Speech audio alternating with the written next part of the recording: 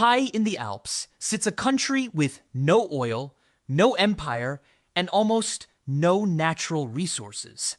Yet somehow, it became one of the richest nations on Earth. Its banks hold over $2 trillion, twice as much as any rival. And for nearly a century, the world's millionaires, tax dodgers, and dictators all whispered the same name: Switzerland. Because this tiny neutral country discovered the most profitable business in history: keeping secrets.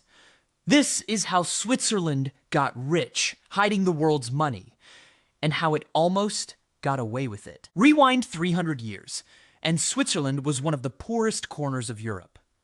A landlocked maze of mountains with thin soil, brutal winters, and nothing to sell. No colonies, no coastline, no coal. So the Swiss sold the only thing they had left: their sons. For centuries, Swiss mercenaries were the most feared soldiers on the continent. Freezing, starving young men marched off to fight other people's wars for other people's kings. The pay they sent home had a name: blood money. And handling all that foreign gold taught Swiss towns a very particular skill: quietly storing other people's treasure and never discussing whose it was. Then, in 1815, after Napoleon's defeat, the great powers of Europe gathered at the Congress of Vienna and made a decision. Switzerland would be permanently neutral. No wars, no alliances, no sides. Forever. To the generals, it looked like a way to keep the mountain passes quiet. Nobody realized they had just handed a nation of quiet bookkeepers the greatest business license in history. Fast forward to the 1920s, and Europe was broke. The First World War had buried France, Germany, and Britain under mountains of debt, and every parliament reached for the same fix: taxes. Enormous, never-seen-before taxes on the rich. Top rates that took half a fortune or more. And Europe's millionaires reached for their own fix: a quiet train ride to Zurich. Switzerland was neutral, untouched by the war, with a rock-solid currency and bankers who had spent 200 years perfecting the art of silence. Money poured in. Then, in 1932, it nearly all came crashing down. French police raided a Paris apartment and caught 2 Swiss bankers with a client list: 2,000 wealthy French citizens, hiding fortunes from the taxman. Politicians, judges, newspaper owners, even bishops. France exploded. It demanded every name in every Swiss vault, and Switzerland responded in the most Swiss way imaginable. In 1934, its parliament passed the Federal Banking Act, making it a crime, punishable by prison, for any banker to reveal who owned an account. To anyone, even to governments. Secrecy was no longer a habit. It was the law. And every fortune with something to fear now knew exactly where to go. Then came the war that made the vault infamous. As Europe burned, Switzerland stayed neutral and stayed open for business.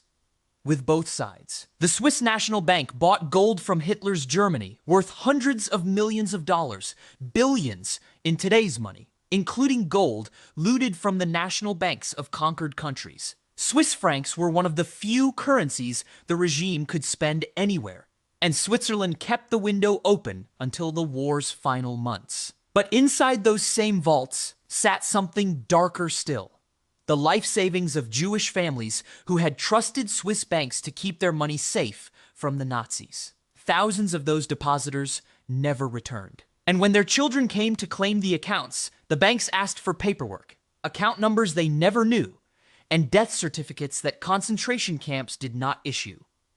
The accounts stayed locked. For 50 years, Switzerland ended history's darkest war untouched, unbombed, and richer than it entered. What followed was the golden age of Swiss banking. As the world rebuilt itself, everyone with something to hide found their way to the Alps.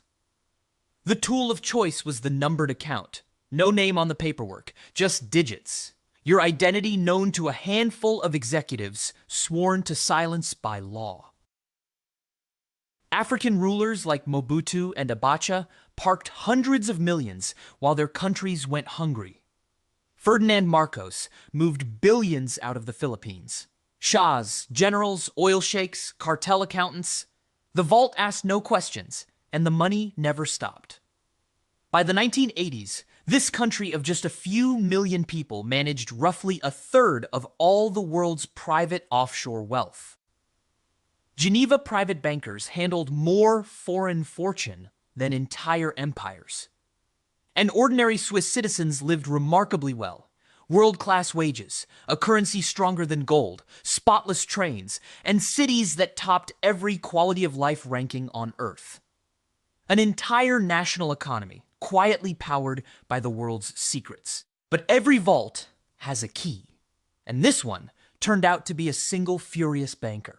In 2007, a UBS private banker named Bradley Birkenfeld walked into the United States Department of Justice and explained exactly how the game worked. How Swiss bankers flew into America carrying encrypted laptops, hunted millionaires at art fairs and yacht regattas, and taught them to hide billions from the tax authorities, sometimes in diamond-stuffed toothpaste tubes. America went to war. Washington threatened to cut UBS off from the US financial system entirely, a corporate death sentence. And in 2009, the unthinkable happened. UBS, the largest bank in Switzerland, paid a $780 million fine and handed over 4,450 client names. The Sacred Wall of 1934 had cracked in public. Within a few years, more than 100 countries agreed to swap bank information automatically. The newspapers wrote the obituary. Swiss banking secrecy was dead, except it wasn't. In 2022, a leak of 18,000 Credit Suisse accounts revealed spies, criminals, and autocrats still sitting comfortably on Swiss money. A year later, Credit Suisse itself, 167 years old, collapsed in a weekend and was swallowed by UBS. Scandal after scandal, crackdown after crackdown. And yet, look at the scoreboard today. Switzerland is still the #1 keeper of the world's offshore wealth.